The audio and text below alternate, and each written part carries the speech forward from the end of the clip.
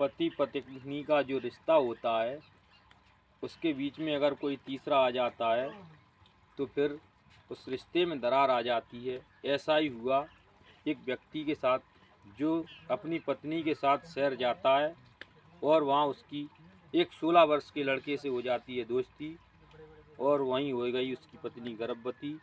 उसके आगे जो हुआ उसे सुन आपके पैरों तले ज़मीन खिसक जाएगी। तो नमस्कार दोस्तों, मैं दीपू दीपराज आज आपके बीच जो सच्ची घटना लेकर आए हैं। ये उत्तर प्रदेश का ज़िला है मिर्ज़ापुर। यहाँ के ही एक गांव के रहने वाले सुषपाल सिंह, जिनकी उम्र 48 वर्ष थी और उनका बच्चा जवान हो चुका था जिसकी उम्र 22 वर्ष थी, जिसका नाम पिंटू था। तो सुषपाल सिंह अपने लड़के की शादी कर देते हैं और शादी कर देने के बाद पिंटू की पत्नी, जिसका नाम पुष्पा था, पुष्पा कुछ दिनों के बाद कहती है कि आप यहाँ कुछ कमाते नहीं हैं। हमारी एक सहेली है, उसका पति चेन्नई में जॉब करता है और चेन्नई में बहुत अच्छा खासा पैसा मिलता है, वहीं पर हम दोनों चलते हैं और वहीं पर जाकर रहेंगे। तो उस पिंटू जो है अपने पिता को पूछने जाता है तो उसके पिता कहते हैं ये तो बहुत अच्छी बात है, हमारे पास पैसा नहीं था, मैं आपको पढ़ा लिखा नहीं पाया, आप जा सकते हो। तो पिंटू को एक लड़की भी हो चुकी थी जिसका नाम अनीता था और उस लड़की के साथ पिंटू और पिंटू की पत्नी दोनों चेन्नई के लिए पहुंच जाते हैं। जब चेन्नई स्टेशन पे जाकर अपनी सहेली के लिए पुष्पा फ़ोन करती है तो पुष्पा की सहेली का पति स्टेशन से उन्हें लेने आता है और अपने जाकर रूम पे ले जाता है और वहीं चेन्नई में एक जूते की फैक्ट्री में पिंटू को जॉब लगा देता है हेल्पर पे, जिसकी सैलरी 10,000 रुपये थी। और वहीं पर वो शाम को दोनों सहेली के ही घर रुकते हैं और उसके दूसरे दिन एक रूम लिवाकर उन दोनों को शिफ्ट कर देते हैं जहाँ पर पिंटू और पुष्पा दोनों रहा करते हैं। ऐसे ही दिन गुजर रहा होता है। एक दिन पिंटू की दोस्ती एक फैक्ट्री में काम करने वाले संतोष नाम के लड़के से हो जाती है जिसकी उम्र 16 वर्ष थी और पिंटू उसे अपने घर लेकर आता है और वहाँ चिकन विकन खाते हैं और पुष्पा से भी बातचीत हुआ करती है। उसी दौरान पिंटू को एक लड़की और जन्म लेती है जिसका नाम सुनीता था। धीरे धीरे पिंटू बहुत ही मेहनती था, कंपनी में मेहनत करता रहा, जिसके चलते पिंटू का प्रमोशन हो जाता है और वो सुपरवाइज़र बन जाता है। फिर पिंटू कंपनी के काम से बाहर जा रहा होता है तो वो अपने ही घर पे संतोष को बता जाता है कि भाभी का और बच्चियों का ख्याल रखना।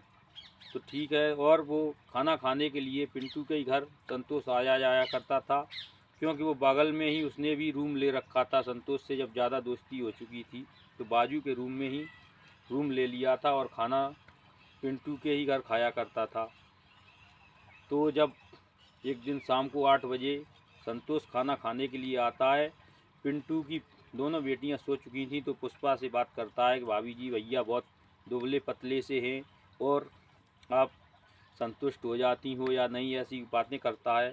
तो पुष्पा कहती है अगर मैं संतुष्ट नहीं तो हमारी 2 बच्चियां कैसे हो गईं। लेकिन पुष्पा भी उसकी मानसिकता समझ चुकी थी कहीं ना कहीं और पुष्पा को भी कुछ ज़रूरतें थीं। तो पुष्पा जब वो खाना खा के जाने लगता है तो पुष्पा कहती है रुको, आज पिंटू नहीं है, तुम भी इधर ही सो जाना। तो वो कहता है यहाँ एक ही बेड है और यहाँ कैसे सोएंगे। तो वो पुष्पा कहती है कि संतोष पिंटू की जगह पर तुम सो जाना। वो कहता है भाभी तुम्हारे बगल में, हाँ तो क्या हुआ।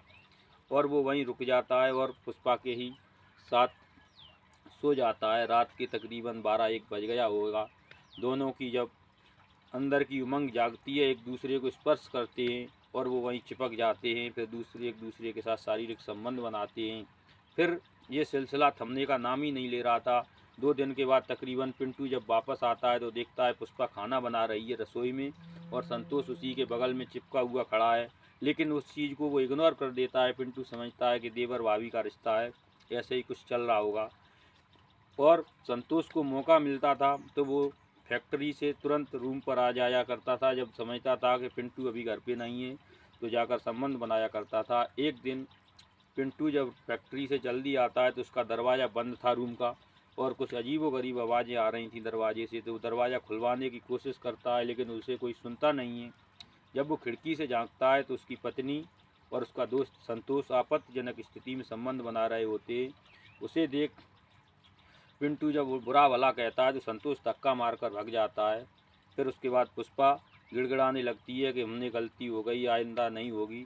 लेकिन पिंटू कहता है ये गलती माफ़ी के योग्य नहीं है और अपनी दोनों बच्चियों को स्कूल से लाकर और अपने मालिक को फ़ोन करता है कि मैं अब गांव जा रहा हूं, मेरे पिताजी ने बुलाया है।